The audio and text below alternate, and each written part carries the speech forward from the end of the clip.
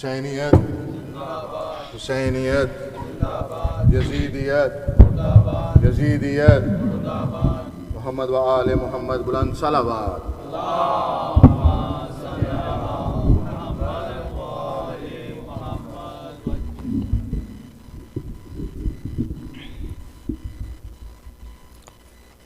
اعوذ باللہ من الشیطان الرجیم.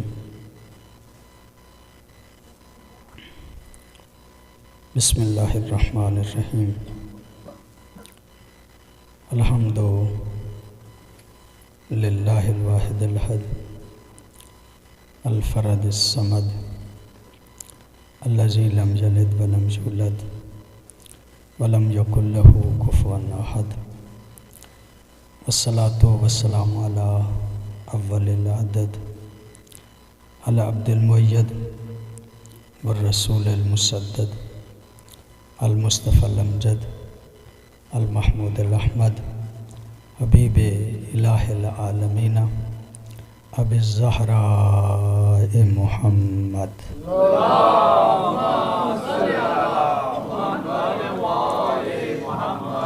صلی اللہ علیہ وآلہ الطیبین الطاہرین المعصومین الذین لا یقاس بہم من خلق احد واللعنۃ الدائمۃ علی اعدائہم من یوم العداوۃ الی یوم الدین. اما بعد فقد قال اللہ تبارک فقال سید الشہداء علیہ الصلاۃ والسلام انی لا اری الموت الا شہادۃ ولا الحیات مع الظالمین الا برما. درود پڑھیے گا بابا سے بلند. اللہم صلی علی محمد. دعا ہے اس پاک بارگاہ میں الہی بحق محمد و آل محمد تمام مومنین و مومنات کی دلی خواہشات مبنی بر شریعت الہی اپنی بارگاہ میں قبول و منظور فرما. ہم سب کے مرحومین کی مغفرت فرما. اس ادارے کی دامے در میں سخن قدم ہر قسم کی مدد کرنے والوں کی توفیقات خیر میں اضافہ فرما.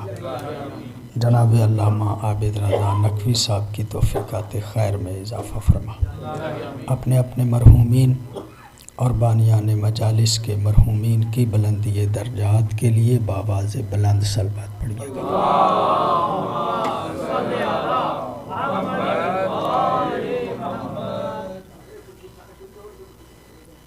کافی دنوں سے معروضات آپ کی خدمت عالیہ میں عرض کر رہا ہوں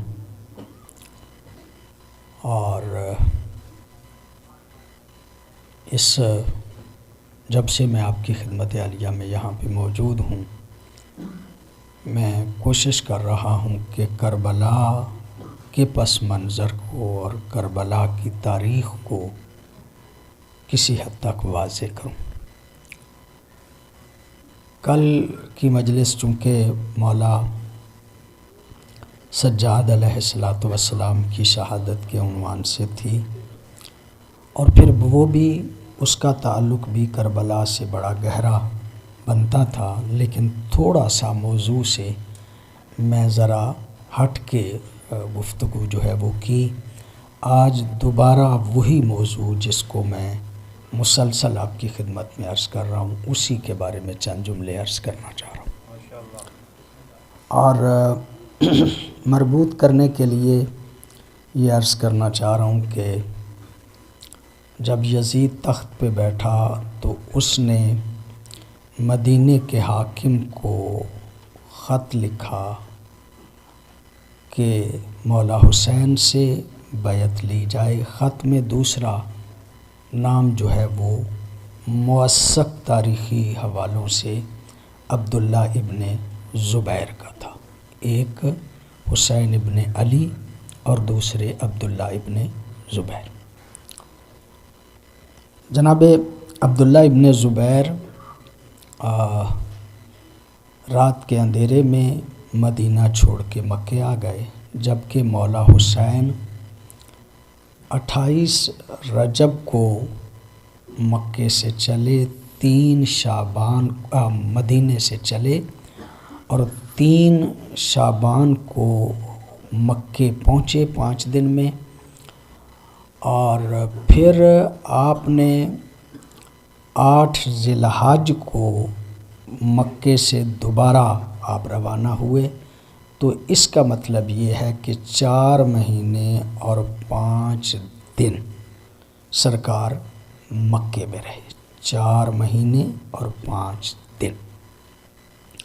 بس یہ مربوط کرنے کے لیے میں نے یہ چند جملے عرض کیے تھے کہ سرکار جب مکے میں رہے تو مکے سے رہ کے 8 ذی الحج کو سرکار نے مکہ چھوڑ کے کوفہ کی طرف روانگی کا پکا ارادہ کر لیا اور آپ روانہ ہو گئے۔ سید الشہداء علیہ الصلاۃ والسلام جب مدینہ چھوڑ کے مکے آئے تو یہ بات بھی عرض کی گئی تھی کہ رمضان میں کوفیوں کے خط آنا شروع ہو گئے تھے، 10 رمضان کو، اور 15 رمضان کو سرکار نے حضرت مسلم ابن عقیل کو کوفے کی طرف روانہ کر دیا تھا۔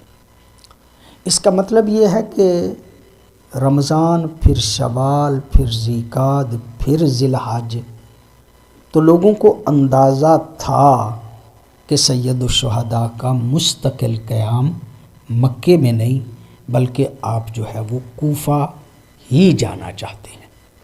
لہٰذا چونکہ لوگوں کے ذہن میں یہ بات تھی اور عمل بھی یہ ثابت کر رہا تھا سید الشہداء کا، لہٰذا مکے میں رہنے والے اور آنے والے مختلف لوگوں نے سید الشہداء کو پہلے سے ہی مشورے دینے شروع کر دیے کہ آپ کوفے نہ جائیے۔ اس کی وجہ جو بڑی سادہ سی سمجھ میں آتی تھی وہ یہ تھی کہ کوفے والوں نے پہلے چونکہ حضرت علی سے بھی وفا نہیں کی تھی، مولا حسن سے بھی وفا نہیں کی تھی، لوگوں کا خیال یہ تھا کہ اگر حسین بھی جائیں گے تو حسین سے بھی کوفے والے جو ہیں وہ وفا نہیں کریں گے، لہٰذا لوگوں نے پہلے سے سرکار سید الشہداء کو مشورے دینے شروع کیے کہ آپ کوفہ نہ جائیے۔ بس میری مجلس کی تمہید ختم ہو گئی، میں یہی بات آپ کی خدمت میں عرض کرنا چاہ رہا تھا کہ سید الشہداء کو مکے میں مشورہ دینے والے جتنے لوگ تھے کہ آپ کوفے نہ جائیے، وہ جتنے مشورے دینے والے تھے عموماً یہ کہا جاتا ہے کہ فلاں نے مشورہ دیا، فلاں نے مشورہ دیا، فلاں نے مشورہ دیا کہ آپ کوفے نہ جائیے۔ میں عرض کروں آپ کی خدمت میں، تھوڑی سی میں نے دقت کی ہے، غور کیا ہے، یہ جو روکنے والے تھے، مشورہ کرنے والے تھے، ان کی بھی 3 اقسام تھی، یہ سارے ایک سوچ کے حامل نہیں تھے۔ یہ جو کہہ رہے تھے نا کہ آپ کوفے نہ جائیے، یہ 3 قسم کے لوگ تھے، 3 قسم کے طبقات تھے جو سید الشہداء کو کوفے جانے سے روک رہے تھے۔ ایک طبقہ روکنے والوں میں ایسا تھا کہ جو بنی امیہ کا حامی تھا، وہ سرکار کو مشورہ اس لیے دے رہے تھے کہ سرکار اگر کوفے چلے گئے تو عمومی مزاج کے اعتبار سے علی اور علی کی اولاد کے ماننے والوں کی زیادہ تعداد کوفے میں ہے، اگر حسین کوفے میں چلے گئے اور لوگ آپ کے ارد گرد اکٹھے ہو گئے تو کہیں یزید کی حکومت کے لیے مسئلہ نہ بن جائے۔ بڑی نوازش آپ کی، بڑی مہربانی آپ کی۔ ایک طبقہ ایسا تھا، مجھے اندازہ ہے، میں ناموں سے بھی آگاہ ہوں، حضرت عبداللہ ابن عمر کی بھی رائے اسی طرح کی تھی، عمر ابن سعید جو مکے کا گورنر تھا، امیر حج تھا، اس کی بھی رائے یہی تھی، وہ یہی بار بار کہتا تھا مولا کو کہ میں آپ کو امان دیتا ہوں، آپ مکے میں رہیں، آپ کوفے نہ جائیں۔ روک رہے تھے لیکن نیت در حقیقت یہ تھی کہ حسین کے جانے سے کہیں یزید کے لیے مسئلہ نہ بن جائے. ایک طبقہ تو ایسا تھا. اچھا، اس طبقے کی اگر باتیں میں شروع کروں تو وہ بھی لمبی ہیں، لیکن میں صرف بات عرض کرنا چاہ رہا ہوں.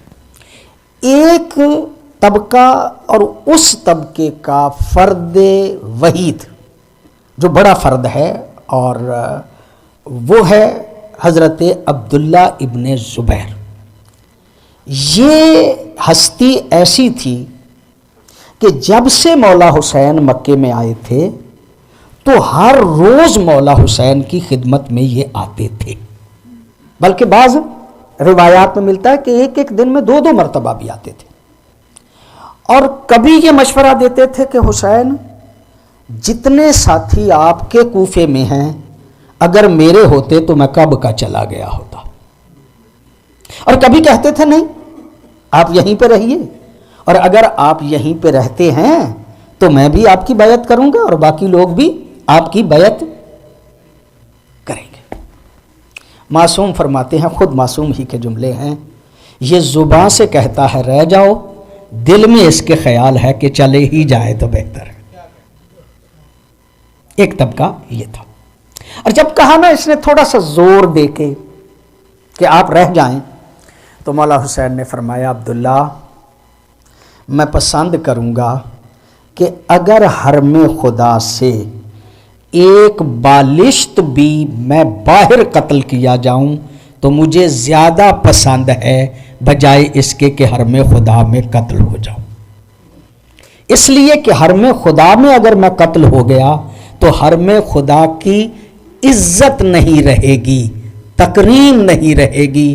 حسین کعبے کی حرمت کے لیے کعبے کو چھوڑ دینا چاہتا ہے، کیونکہ یہ تو نانا نے بتایا تھا کہ ایک شخص نے یہاں پہ قتل ہونا ہے اور میں وہ مقتول نہیں بننا چاہتا. بس تاریخ ہے اور اس طرف زیادہ تو نہیں میں جاؤں گا. بعد میں حضرت عبداللہ ابن زبیر کی حکومت بن گئی. یزید کے بعد عبداللہ ابن زبیر کی مکے میں حکومت بن گئی. اور جب بنی امیہ نے حملہ کیا عبداللہ ابن زبیر پہ مکے میں، تو عبداللہ ابن زبیر نے کیا کیا کہ کعبے کو ڈھال بنا لیا. وہ کعبے کے اندر چلے گئے اور منجنیکوں سے حملہ کیا. پردے جو ہیں وہ جل گئے کعبے کے، دیواریں ٹوٹ گئیں. 2 کردار ہیں جو آپ کے سامنے آئے ہیں، ایک حسین کا ہے، ایک عبداللہ ابن زبیر کا ہے. حسین حرمت کعبہ کے لیے کعبے کو چھوڑ دیتا ہے اور عبداللہ ابن زبیر جان بچانے کے لیے کعبے کے اندر آ جاتا ہے. بڑی نوازش آپ کی، بڑی مہربانی آپ نے توجہ فرمائی. ایک طبقہ یہ ہے. اور تیسرا طبقہ مولا حسین کو جو مشورہ دیتے ہیں نہ جائیے، وہ مخلصین کا ہے، جو واقعاً سمجھتے ہیں کہ حسین کے لیے کوفے میں جا کے پریشانی ہے، مشکل ہے، لہذا مولا امام حسین کو کوفے نہیں جانا چاہیے. وہ جو مخلص ہیں ان میں بھی کافی نام ہے. عبداللہ ابن جعفر ہے، عبداللہ ابن عباس ہے، محمد بن حنفیہ ہے. یہ وہ نام ہے کہ جو مولا حسین کو روک رہے ہیں اور روکنے میں پوری طرح سے خلوص کار فرما ہے. وہ سمجھتے ہیں کہ اگر حسین جائیں گے تو حسین کے لیے خطرات ہو سکتے ہیں، لہذا مولا حسین کو نہیں جانا چاہیے. لو بات کو میں قریب کر کے آپ کی خدمت میں عرض کروں.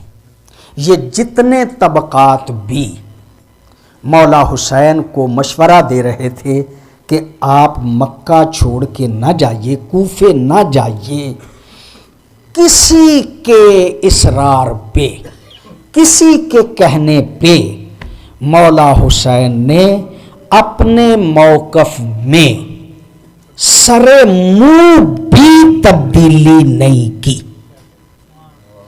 گنجائش نہیں کی. جو بھی آ کے کہتا تھا حسین نہ جائیے، حسین کہتے تھے مجھے جانا ہی جانا. کسی بندے کے مشورے پہ مولا حسین نے اپنے موقف میں نرمی پیدا نہیں کی. ایک بندہ ہے واحد کہ جس کے اصرار پہ مولا حسین نے اپنے موقف میں تھوڑی سی تبدیلی پیدا کی. بہت مہربانی آپ کی، آپ توجہ فرما رہے ہیں. اور وہ بندہ کون سا ہے؟ اس بندے کا نام ہے محمد بن حنفیہ، جو مولا حسین کا چھوٹا بھائی ہے. اور تاریخ کو میں نے جب پڑھا تو مجھے یوں لگتا ہے کہ چھوٹا بھائی تھا نا، 7 اور 8 کی درمیانی شب محمد بن حنفیہ آ گئے ہیں مولا کے پاس جہاں پہ مولا رہتے تھے، اور گویا چھوٹے بھائی نے لاڈ سے جیسے کیا جاتا ہے، اصرار سے جیسے کیا جاتا ہے. محمد بن حنفیہ نے کہا نہیں، میں آپ کو جانے ہی نہیں دوں گا. آپ نے جانا ہے تو کوفے نہ جائیے، کسی اور طرف چلے جائیے یا یہیں پہ رہیے. میں آپ کو، اچھا گھر تھا، بھائی تھے، بھائی کے پاس بیٹھے تھے، لہذا بیٹھے ہی رہے. کہا میں اٹھ کے جاؤں گا ہی نہیں، میں آپ کے پاس بیٹھا ہوں جب تک آپ میری بات کو تسلیم نہیں کرتے. بھائی جس طرح بھائی سے لاڈ سے کرتا ہے، وہ بھائی اور بھائی کو درمیان میں شامل کریں گے تب یہ بات جو ہے وہ واضح ہوگی. محمد بن حنفیہ کہتے ہیں میں آپ کو نہیں جانے دوں گا. جب زیادہ اصرار کیا نا محمد بن حنفیہ نے تو مولا حسین نے کہا محمد میں تیری تجویز پہ سوچوں گا. یہ نہیں کہا کہ جاؤں گا نہیں، کل کہا کہ میں تیری تجویز پہ سوچوں گا. جب کہا نا کہ میں تیری تجویز پہ سوچوں گا تو محمد بن حنفیہ اتنے پہ ہی مطمئن ہو گئے کہ اب جو مولا نے موقف میں تھوڑی سی تبدیلی پیدا کی ہے اب رک ہی جائیں گے. مجھے جو کہا ہے سوچوں گا تو ہو سکتا ہے کہ سوچ کے رہ جائے. آدھی رات کو محمد بن حنفیہ اٹھے اور جہاں پہ ان کا قیام تھا وہاں پہ چلے گئے. جب وہاں پہ چلے گئے تو صبح اٹھے تو محمد بن حنفیہ کو کسی بندے نے آ کے اطلاع دی کہ مولا حسین جانے کے لیے تیار ہو گئے. جب پتہ چلا کہ مولا حسین جانے کے لیے تیار ہو گئے ہیں، روایت کے لفظ ہیں بھاگم بھاگ محمد بن حنفیہ اس جگہ پہ آئے جہاں پہ مولا حسین کا قیام تھا. قابل توجہ، بھائی اور بھائی کا پیار درمیان میں رکھیں گے تب یہ بات سمجھ میں آئے گی، ورنہ یہ گستاخی تصور کی جائے گی. حضرت محمد بن حنفیہ بھاگم بھاگ وہاں پہ پہنچے. جب محمد بن حنفیہ پہنچے تو مولا حسین اپنی سواری پہ سوار ہو چکے تھے. جب سواری پہ سوار ہو چکے تھے محمد بن حنفیہ آ گئے بھاگتے ہوئے اور آ کے مولا کی سواری کی لگام میں ہاتھ ڈال لیا اور ہاتھ ڈال کے کہا مولا میں آپ کو جانے نہیں دوں گا. آپ نے رات کہا تھا میں سوچوں گا اور آپ پھر صبح تیار ہو گئے. آپ کیوں تیار ہو گئے؟ میں آپ کو نہیں جانے دوں گا. بڑی توجہ آپ کی. جب کہا نا میں آپ کو نہیں جانے دوں گا، آپ نے تو کہا تھا کہ میں سوچوں گا. تو مولا نے جملہ فرمایا. مولا فرماتے ہیں اے محمد میں نے کہا تھا کہ میں سوچوں گا، لیکن جب تم اور میں جدا ہوئے، اذا فارقتا، جب تم مجھ سے جدا ہوئے، میں تھوڑی دیر کے لیے سو گیا تو عالم خواب میں رسول آ گئے تھے. بہت مہربانی آپ کی، بہت توجہ آپ کی. جب تم مجھ سے جدا ہوئے میں سو گیا، عالم خواب میں رسول آ گئے. اور رسالت مآب نے عالم خواب میں مجھے کہا حسین ان اللہ شاء ان یراک قتیلا، مشیت الہی یہ ہے کہ تو قتل ہو جائے. یہ اللہ کا حکم ہے، مشیت الہی ہے. اب ظاہر ہے کہ معصوم کا خواب نہیں ہوتا، حکم ہوتا ہے. محمد بن حنفیہ بھی اس بات کو جانتے تھے کہ اب اگر خواب ہے اور مولا حسین کو یہ خواب میں نبی معظم نے فرمایا ہے تو یہ حکم ہے کہ اب حسین کو جانا ہی جانا ہے. اب حسین رکیں گے نہیں.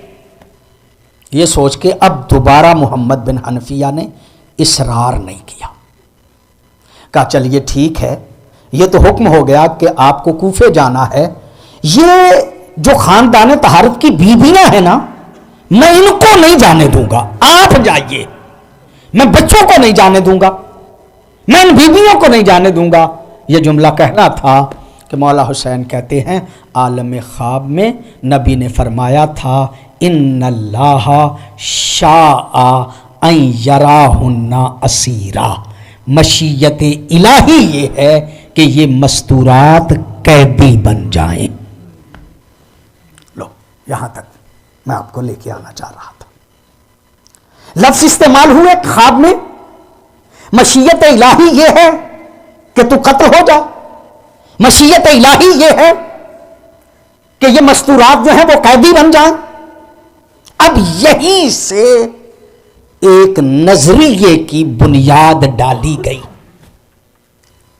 قابل توجہ بات ہے، اور وہ نظریہ کیا ہے کہ مشیت الہی تھی کہ حسین قتل ہو جائے، مشیت الہی تھی کہ مستورات جو ہیں وہ قیدی ہو جائیں۔ جب اللہ کی مشیت تھی تو اللہ کی مشیت میں تو تبدیلی نہیں آ سکتی، اور جب تبدیلی نہیں آ سکتی تو پھر کسی کا قصور ہی نہیں۔ یہ وہ نظریہ ہے جو یہاں سے پیدا ہوا کہ مشیت الہی یہ تھی کہ مولا حسین نے قتل ہونا تھا، مشیت الہی یہ تھی کہ خاندان طہارت کی بیویوں اور بچوں نے قیدی بننا تھا۔ تو اب مشیت کی مخالفت تو نہیں ہو سکتی نا، مشیت بدل تو نہیں سکتی نا، تو جب بدل ہی نہیں سکتی تو اس میں تو یزید کو کوئی قصور نہیں تھا، اس میں تو عمر ابن سعد کا کوئی قصور نہیں تھا، اس میں یزیدیوں کو تو قصور کوئی، یہ تو ہونا ہی ہونا تھا، یہ نظریہ بنا لیا گیا۔ بڑی نوازش، آپ کی بڑی مہربانی، آپ نے توجہ فرما لی، جو جملہ عرض کرنا چاہ رہا ہوں اسی سے یہ نظریہ بنا کہ ہر کام اللہ کی طرف سے ہے، نیکی بھی اسی کی طرف سے ہے اور برائی بھی اس کی طرف سے ہے۔ یہ جو نظریہ نا والقدر خیرہ و شرہ من اللہ، نیکی بھی اسی کی طرف سے ہے، برائی بھی اسی کی طرف سے ہے، یہ اسی مشیت الہی کے نظریے سے پیدا ہوا ہے۔ اور جب یہ سوال آپ کے ذہن میں آ گیا تو میں عرض کروں یہ بھی در حقیقت نہ سمجھنے کی دلیل ہے۔ مشیت الہی کی بھی دو قسمیں ہیں، ایک مشیت تقوینی ہوتی ہے اور ایک مشیت تشریعی ہوتی ہے۔ مشیت تقوینی وہ ہوتی ہے جس میں تبدیلی نہیں ہو سکتی، اور مشیت تشریعی وہ ہوتی ہے کہ جس میں تبدیلی ہوتی رہتی ہے۔ کافی دیر میں نے آپ کو زحمت دی، بہت قریب لے کے میں آپ کو آ گیا۔ جو عرض کرنا چاہ رہا ہوں نا توجہ فرمائیے گا، مشیت الہی کی دو قسمیں، مشیت تقوینی، مشیت تشریعی۔ تشریعی میں بدلا جا سکتا ہے، تقوینی میں نہیں بدلا جا سکتا۔ اچھا، ان اللہ شاء، جب اللہ چاہتا ہے، اذا اراد شیئا ان یقول لہ کن فیکون، اللہ کی جب مشیت ہو وہ کن کہتا ہے تو ہو جاتا ہے۔ اس کن کی بھی دو قسمیں ہیں، ایک کن تقوینی ہے، ایک کن تشریعی ہے۔ بڑی نوازش، میں نے مسئلے کو حل کرنا ہے تاکہ آپ تک یہ بات میری پہنچ جائے۔ یہ کن کا لفظ ہے نا، کن ہو جا، میں طالب علم ہوں، قبلہ بھی بیٹھے ہیں، وہ بھی اس بات سے آگاہ ہیں۔ کن اگر سامنے ایک بندہ ہو تو لفظ ہوتا ہے کن، اگر دو ہو تو لفظ ہوتا ہے کونا، اگر جمع ہو تو لفظ ہوتا ہے کونو۔ یہ سامنے والوں کی وجہ سے لفظ بدلتا ہے، ورنہ کن، کونا، کونو تینوں کا معنی ایک ہے۔ معنی ایک ہے یعنی ہو جا، وہ اگر ایک ہے تو ایک کو کہا جائے ہو جا تو کن ہے، دو کو کہا ہو جائے تو کونا ہے، جمع کو کہا جائے تو کونو ہے، معنی ایک ہی ہے۔ یہ کونو کی دو قسمیں ہیں، ایک تقوینی ہے، ایک تشریعی ہے۔ تقوینی کا مطلب یہ ہے کہ جب اللہ کہتا ہے تو وہ ہوتا ہی ہوتا ہے، اس میں تبدیلی نہیں ہوتی، جس میں ہونا ہی ہونا ہو اس کو تقوینی کہتے ہیں۔ اللہ قرآن میں کہتا ہے کونوا قردۃ خاسئین، ایک بدبخت قوم تھی جو بڑی گناہ گار تھی، اللہ نے دیکھ کے کہا کونوا قردۃ خاسئین، بندر ہو جاؤ، وہ ہو گئے. جب کہا نا کونو قردۃ خاسئین، بندر ہو جاؤ، وہ ہو گئے. کونو کہا، کونو قردۃ خاسئین، ہو جاؤ بندر، وہ بندر ہو گئے. ایک اور بھی جگہ پہ اللہ نے کونو کہا ہے، اللہ نے کہا ہے پھر بھی نہیں ہوتے. پتہ نہیں آپ توجہ فرمائیں گے یا نہیں. میں بڑی ذمہ داری سے جملہ کہہ رہا ہوں، اگر آپ توجہ فرمائیں تو جملہ عرض کروں نا. اللہ نے قرآن میں کہا یا ایھا الذین آمنوا کونوا مع الصادقین، اے صاحبان ایمان سچوں کے ساتھ ہو جاؤ. اللہ کہتا بھی ہے، بندے پھر بھی نہیں ہوتے. بڑی نوازش آپ کی، بڑی مہربانی، آپ توجہ فرما رہے ہیں. اللہ نے کہا نا کہ کونوا مع الصادقین، اے بندو سچوں کے ساتھ ہو جاؤ. اس نے کونو کہا تو وہ بندر ہو گئے. یہاں کہتا ہے صادقین کے ساتھ ہو جاؤ، تو بندے بڑے جرت مند ہیں نا. اللہ کونو کہتا ہے پھر بھی سچوں کے ساتھ نہیں ہوتے. اللہ نے کہا شاید ان کو پتہ نہیں چل رہا کہ سچے ہیں کون. میں انہیں دکھا نہ دوں کہ سچے ہوتے کیسے ہیں. بڑی توجہ ہے آپ صاحبان کی، آپ لطف فرما رہے ہیں. میں انہیں دکھا نہ دوں کہ سچے ہوتے کیسے ہیں، تاکہ یہ کل کو یہ بہانہ نہ کر سکیں کہ ہمیں تو سچوں کا پتہ ہی نہیں تھا. ان کے لیے بہانہ نہ رہ سکے کہ وہ سچے ہے کون ہیں، وہ سچے دکھا دوں. اور وہ کون سی بات ہے؟ شاید میں نے ایک دن پہلے بھی اس پہ تھوڑی سی بات جو ہے وہ عرض کی تھی. آج ذرا اس کو تفصیل سے عرض کرنا چاہتا ہوں. آ گئے عیسائی راہب، اور جب عیسائی راہب آئے نا بات کرنے کے لیے، بہت خوبصورت لباس پہن کے آئے، سونے کی انگوٹھیاں پہن کے آئے، میرے نبی کے پاس آئے. میرے نبی نے چہرہ اقدس بدل لیا. وہ ادھر سے آئے، نبی نے چہرہ ادھر بدل لیا. وہ ادھر سے آئے، چہرہ ادھر بدل لیا. پریشان ہو گئے. ہم تو اس کے اخلاق کو سن کے آئے تھے، اور یہ ہماری بات ہی نبی نہیں سن رہا، یہ ہماری طرف. کہا سمجھ نہیں آتی. چلتے چلتے پہنچے علی کے پاس. کوئی بندہ لے گیا، میں تفصیلات پہ نہیں جاتا. یا علی، ہم آپ کے نبی کے پاس اخلاق سن کے آئے تھے، اور یہ تو ملنے سے انکاری ہے، مل ہی نہیں رہے. حضرت علی نے دیکھ کے کہا اسی لباس کے ساتھ گئے تھے؟ اسی لباس کے ساتھ گئے تھے؟ کہا ہاں. کوئی کمی ہے؟ ہم تو بڑے اچھے لباس پہن کے آئے ہیں. کہا ان لباسوں کو اتارو، اس لیے کہ تم نے یہ لباس اس لیے پہنا ہے کہ تم ایک بادشاہ سمجھ کے آئے ہو. مصطفیٰ بادشاہ نہیں، رسول ہے.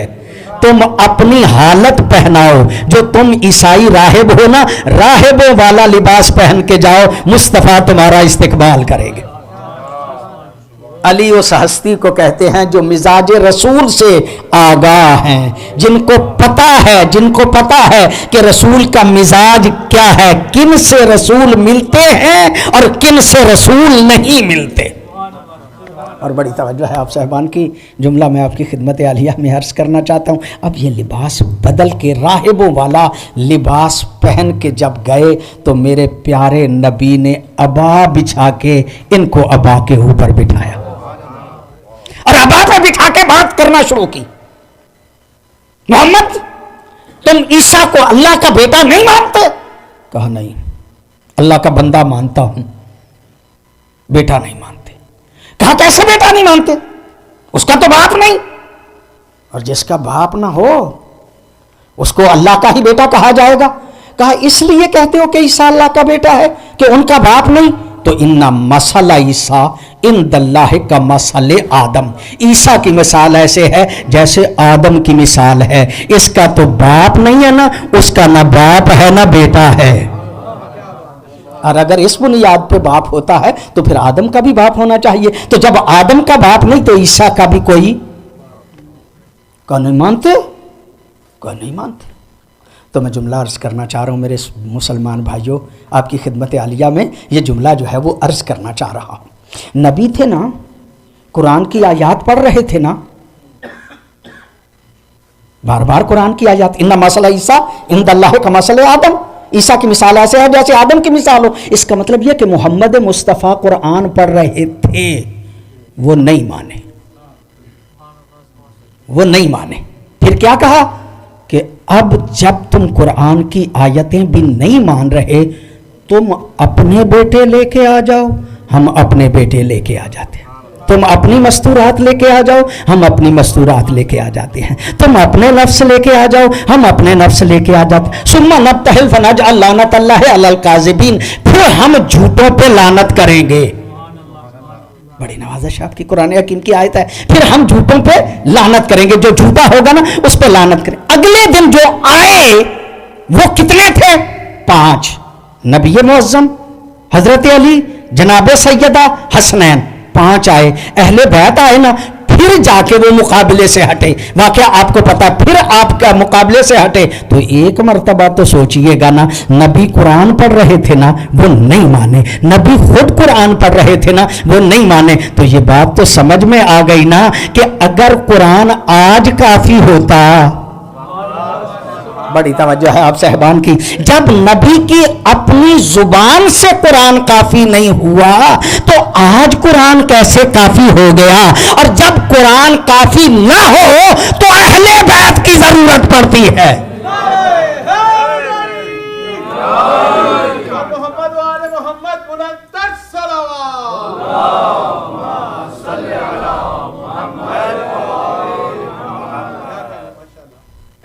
کہا لے آنا تو میں اپنے نفس، اور پھر لو آیت کے الفاظ بہت واضح ہیں، 3 لفظ ہیں، ایک نساء، نساء کا مطلب عورتیں، گئی صرف سیدہ، بڑی توجہ ہے آپ صاحبان کی، گئی صرف سیدہ۔ ابناء میں حسنین جمع کا لفظ ہے، 2 گئے ہیں، انفس میں علی گئے ہیں، نبی معظم گئے ہیں اور حضرت علی گئے ہیں، انفس میں یہی گئے ہیں اور کوئی نہیں گیا۔ تو لفظوں میں تو گنجائش تھی نا، لفظوں میں تو گنجائش تھی نا، اگر اور بھی کوئی ان کی طرح کا ہوتا، بڑی توجہ ہے آپ صاحبان کی، آپ لطف نہیں فرما رہے جو جملہ عرض کرنا چاہ رہا ہوں، اگر کوئی اور بھی سب میں سے کوئی ان جیسا ہوتا تو آج جانا نہیں چاہیے تھا۔ لو میں ایک اور بات عرض کر رہا ہوں، قرآن حکیم کی آیت ہے، اللہ قرآن میں کہتا ہے اے نبی جب تک تو ان میں ہے ان پہ عذاب نازل نہیں ہو سکتا۔ پتہ نہیں آپ توجہ فرما رہے ہیں یا نہیں، نبی قرآن کی آیت ہے، نبی جب تک تو ان میں ہے ان پہ عذاب نازل نہیں ہو سکتا، مصطفیٰ کے ہوتے ہوئے عذاب نازل ہی نہیں ہو سکتا۔ اس کا مطلب یہ کہ گارنٹی تھی نبی ساتھ ہیں، عذاب تو آ ہی نہیں سکتا۔ آج تو سب کو ضد کر کے جانا چاہیے تھا، ضد کر کے جانا چاہیے تھا، ہم نے بھی جانا ہے، ہم نے بھی جانا ہے، ہم نے بھی جانا ہے، نہیں کوئی نہیں گیا، کوئی نہیں گیا، فقط یہی گئے۔ اس کا مطلب یہ ہے کہ سب جانتے تھے جن کے ساتھ جانا ہے ان کا بغض رکھ کے اگر نبی کے ساتھ بھی گئے تو عذاب خدا سے نہیں بچ سکتے۔ کوئی نہیں گیا، کوئی نہیں گیا، اور جب گئے تو حالت کیا تھی؟ میں نے پہلے عرض کیا تھا، آج دوبارہ وہ جملے نہیں عرض کرنے۔ آگے آگے رسول تھے، گودی میں حسین تھے، انگلی کے ساتھ حسن تھے، پیچھے سیدہ تھی، آخر پہ علی تھے۔ بڑی نوازش آپ کی، اور حالت کیا؟ ترتیب دیکھیے گا، آگے رسول، پیچھے سیدہ، آخر پہ علی۔ اللہ اکبر، اگر آپ لطف لینا چاہیں تو جملہ عرض کروں، جب نبی قدم اٹھاتے تھے تو نبی کے قدموں کی جگہ پہ زہرا کے قدم آتے تھے۔ بڑی توجہ ہے آپ صاحبان کی، اور جب جناب سیدہ قدم اٹھاتی تھیں تو سیدہ کے قدموں کی جگہ پہ علی کے قدم آتے تھے۔ نہیں، آپ نے توجہ نہیں فرمائی جو جملہ عرض کر رہا ہوں۔ رسول قدم اٹھاتے تھے تو رسول کے قدموں کی جگہ پہ زہرا کے قدم آتے تھے، اور سیدہ قدم اٹھاتی تھی تو سیدہ کے قدموں کی جگہ پہ علی کے قدم آتے تھے۔ زہرا اس معظمہ کا نام ہے، چند لمحے صحیح، زہرا اس معظمہ کا نام ہے جو خود رسالت کے نقش قدم پہ چلے اور امامت اس زہرا کے نقش قدم پہ چلے۔ حیدری، جس کے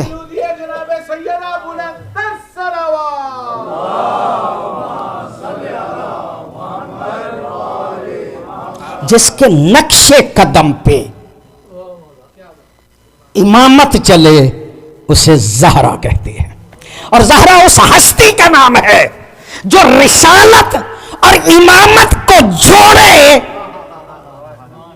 اسے جناب سیدہ کہا جاتا ہے۔ جو واسطہ ہو رسالت و امامت کے درمیان، اسے سیدہ زہرا کہا جاتا ہے۔ اور پھر ایک بات اور ہے، اور توجہ فرمائیے گا اس بات پہ، ہر جنگ میں علی آگے آگے ہوتے تھے۔ جو ہر جنگ میں علی آگے تھے نا، آج سب سے آخر پہ ہے۔ بڑی توجہ ہے آپ صاحبان کی۔ جو ہر جنگ میں آگے ہوتے تھے نا، آج وہ آگے نہیں، سب سے آخر پہ ہے۔ بچے آگے ہیں، اور علی سے تو مستور بھی آگے۔ تو سمجھ نہیں آتا، یا رسول اللہ آپ نے بچے آگے کیوں رکھے؟ کہا تمہیں نہیں پتا، جب افراد سے جنگ ہوتی تھی تو علی آگے آگے ہوتے تھے۔ بڑی توجہ آپ کی۔ جب لشکروں سے جنگ ہوتی تھی تو علی آگے آگے ہوتے تھے، افراد سے جنگ ہوتی تھی تو علی آگے آگے ہوتے تھے۔ آج افراد سے جنگ نہیں، نظریات سے جنگ ہے۔ پتہ نہیں آپ توجہ فرما رہے ہیں یا نہیں؟ بڑی نوازش آپ کی۔ آج نظریات سے جنگ ہے، اور جب نظریات سے جنگ ہو تو نبی کی سیرت بتاتی ہے، جب نظریات سے جنگ ہو تو بچے بھی آگے رکھے جاتے ہیں، مستورات بھی آگے رکھی جاتی ہے۔ گھر کے بچے بھی لائے جاتے ہیں اور گھر کی مستورات بھی لائی جاتی ہیں۔ اس کا مطلب یہ ہے کہ آج نبی صرف عیسائیوں سے لڑنے کے لیے نہیں آئے تھے، بلکہ عیسائیت سے لڑنے کے لیے آئے تھے۔ نظریے سے، گویا سیرت رسول سے سمجھ میں آ گیا کہ جب نظریات سے لڑنا ہو تو بچوں کو بھی لایا جاتا ہے، مستورات کو بھی لایا جاتا ہے۔ لوگ کہتے ہیں سمجھ نہیں آتی، حسین بچوں کو کیوں لائے، حسین مستورات کو کیوں لائے؟ اگر حسین نے یزید سے جنگ کرنا ہوتی تو افراد لے کے آتے۔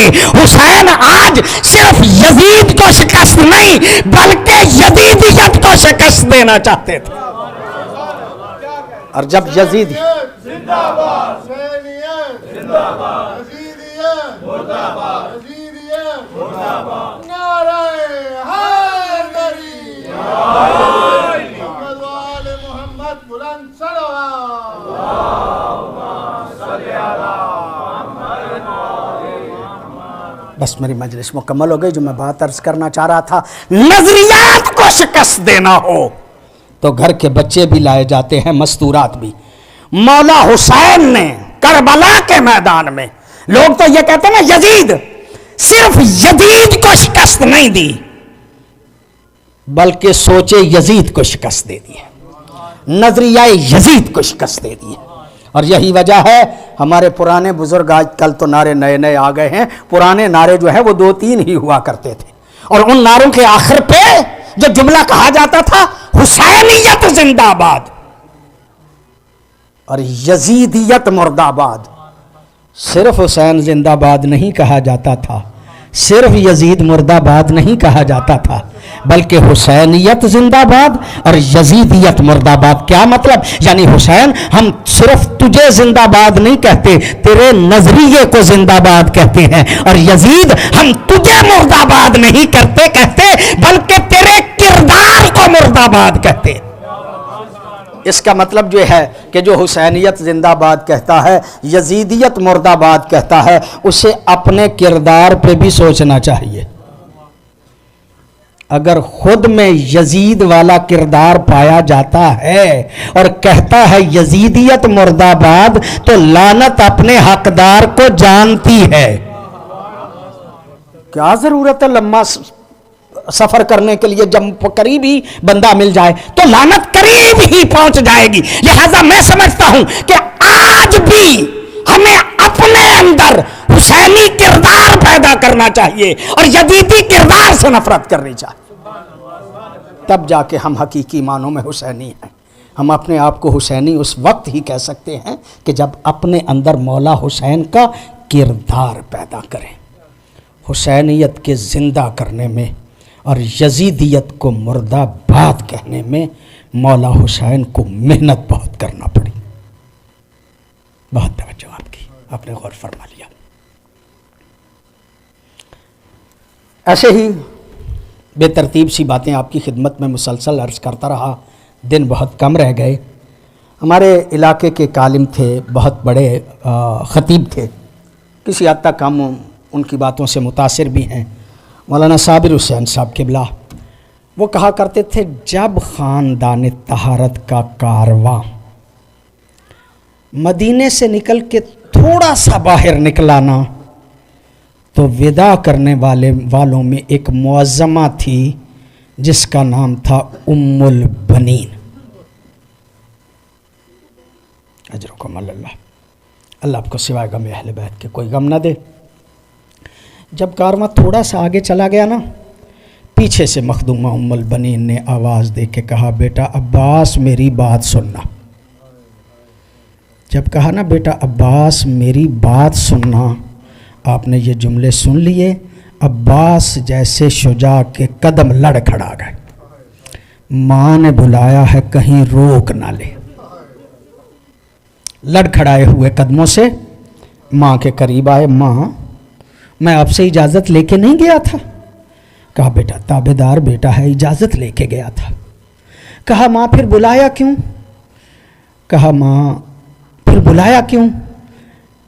ایک مرتبہ مخدومہ دیکھ کے کہتی ہے بیٹا عباس ایک نصیحت کرنا چاہتی تھی، پہلے کر دیتی، ممکن ہے تمہیں یاد نہ رہتا، اب کارواں چل گیا ہے نا، تمہیں یاد رہے گا، میری ماں نے بلا کے نصیحت کی تھی۔ سر فخر سے بلند کر کے مولا عباس دیکھ کے کہتے ہیں ماں جلدی بتا نصیحت کیا ہے؟ جب کہا نا جلدی بتا نصیحت کیا ہے، ایک مرتبہ مخدومہ دیکھ کے کہتی ہے بیٹا عباس نصیحت کوئی اتنی زیادہ نہیں، بس اتنا یاد رکھنا وہ زہرا کا فرزند ہے، اجرکم اللہ، اللہ آپ کو سوائے غم اہل بیت کے کوئی غم نہ دے۔ بیٹا عباس اتنا یاد رکھنا وہ زہرا کا بیٹا ہے۔ بیٹا عباس حسین سے وفا کرنا، حسین سے وفا کرنا۔ مولا سر فخر سے بلند کر کے کہتے ہیں ماں فکر نہ کر، جب تک وفا کا ذکر رہے گا عباس کا ذکر ساتھ رہے گا۔ عزادارو کارواں چلا گیا، مکے پہنچا، مکے سے کوفہ کی طرف پہنچا۔ مولانا کہا کرتے تھے 10 محرم گزر گئی، 10 محرم کے گزرنے کے 26 روز بعد مدینے میں اطلاع آئی، خطیب مسجد مدینہ نے اعلان کر دیا قد قتل الحسین۔ عزادارو جب خطیب مسجد مدینہ نے اعلان کیا نا حسین مارے گئے، ضعیفہ ام البنین کا گھر قریب تھا، آہستہ سے آواز کانوں میں پہنچی، عصا کی ٹیک لگائی، چلتے چلتے مسجد نبوی کے دروازے پہ آئیں، آ کے کہا خطیب کیا کہا؟ کہا حسین مارے گئے۔ کہا تمہیں کیسے پتہ چلا حسین مارے گئے؟ کہا میرے پاس خط آیا ہے۔ عزادارو جب خط پہ نظر پڑی نا، مولانا کہتے ہیں خط پہ نظر پڑی، مخدومہ نے سر جھکایا، عصا کی ٹیک لگائی، عصا کی ٹیک لگا کے مسجد نبوی کے دروازے سے پلٹنے لگی، پلٹتے ہوئے جملہ کہا حسین جو مارے گئے عباس چھوڑ گیا ہوگا، عباس نے وفا نہیں کی ہوگی۔ عزادارو جب کہا نا عباس نے وفا نہیں کی ہوگی، مخدومہ نے یہ جملہ سنا، ایک مرتبہ کہا خطیب دیکھ کے کہتا بی بی نہیں، آپ کا بیٹا حسین سے پہلے مارا گیا۔ عزادارو جب کہا نا آپ کا بیٹا حسین سے پہلے مارا گیا، مخدومہ نے سر فخر سے بلند کیا، بلند کر کے مخدومہ کہتی ہے خطیب تو غلط کہتا ہے، جتنے نازوں سے میں نے بیٹے کو پالا تھا نا، میرے بیٹے کو فوجیں بھی نہیں مار سکتی۔ عزادارو یہ جملہ کہنا تھا، خطیب کو خطیب دیکھ کے کہتا بی بی آپ کو پتہ جو نہیں، آپ کے بیٹے کو مارنے سے پہلے ظالموں نے بازو قلم کیے تھے۔ عزادارو جب کہا نا بازو قلم کیے تھے، اب تک معظمہ نہیں روئیں، اب تک معظمہ نہیں روئیں۔ اب معظمہ ایک سوال کرتی ہیں خطیب یہ بتا جب میرے بیٹے کے بازو قلم ہوئے تھے میرا بیٹا زین پہ تھا یا زمین پہ تھا؟ اجرکم اللہ، زین پہ تھا یا زمین پہ تھا؟ عزادارو خطیب دیکھ کے کہتا ہے زین پہ تھا۔ جب کہا نا زین پہ تھا، اب معظمہ روئی ہیں، رو کے کہتی ہیں او خطیب یہ بتا جس کے بازو نہ ہو وہ گھوڑے سے گرتا کس طرح؟ اجرکم اللہ، اللہ آپ کو سوائے غم اہل بیت کے کوئی غم نہ دے۔ واقعہ کربلا کے گزر جانے کے بعد فرماتے ہیں کہ مخدومہ ام البنین جنت البقیع میں بیٹھ جاتی تھی اور بیٹھ کے ایسے ایسے بیان کرتی تھی کہ پاس گزرنے والوں کے آنسو نکل جاتے تھے. پتہ کیا کرتی تھی؟ جنت البقیع میں بیٹھ کے پہلے تو کہتی تھی لوگوں اب تو مجھے ام البنین نہ کہا کرو، اب تو میرا کوئی بیٹا نہیں رہا، اب تو مجھے ام البنین نہ کہا کرو. اور پھر کیا کرتی تھی؟ 4 بیٹے تھے نا، ایک بیٹے کی قبر اپنے ہاتھوں سے بناتی تھی پھر مٹا دیتی تھی، پھر دوسرے بیٹے کی قبر بناتی تھی پھر مٹا دیتی تھی، پھر تیسرے بیٹے کی قبر بناتی تھی پھر مٹا دیتی تھی، پھر عباس کی قبر بنا کے ہاتھوں سے مٹا کے کہتی تھی بیٹا تمہیں نہیں رونا، میں اسے روؤں گی جو زہرا کا فرزند ہے، میں اسے روؤں گی جو زہرا کا فرزند ہے. مروان ابن حکم بڑا ملعون ہے، وہ کہتا ہے ایک دن میں بھی گزر رہا تھا، میرے بھی آنسو نکل گئے. مخدومہ بیان کر رہی تھی اور کہہ رہی تھی بیٹا عباس لوگ کہتے ہیں کہ تیرے بازو قلم ہو گئے، لیکن بیٹا عباس میرا ماننے کو جی نہیں چاہتا، جتنا بہادر تو تھا بھلا تیرے بھی بازو قلم ہو سکتے ہیں، لیکن بیٹا عباس جب کہتے ہیں نا زینب کی چادر اتر گئی، اجرکم اللہ، جب کہتے ہیں نا زینب کی چادر اتر گئی، میں مان جاتی ہوں اس لیے کہ تیرے بازو سالم ہوتے زینب کی چادر نہ اترتی.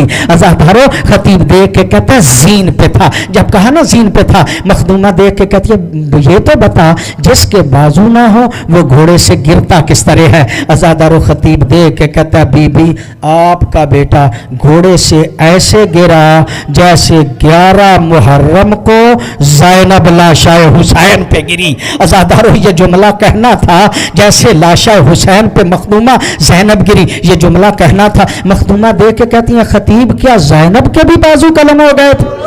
کہا قلم تو نہیں ہوئے لیکن پسے گردن باندھ دیے گئے تھے. اللہ لعنت اللہ علی قوم الظالمین وسیعلم الذین ای منقلب ینقلبون. ماتم حسین.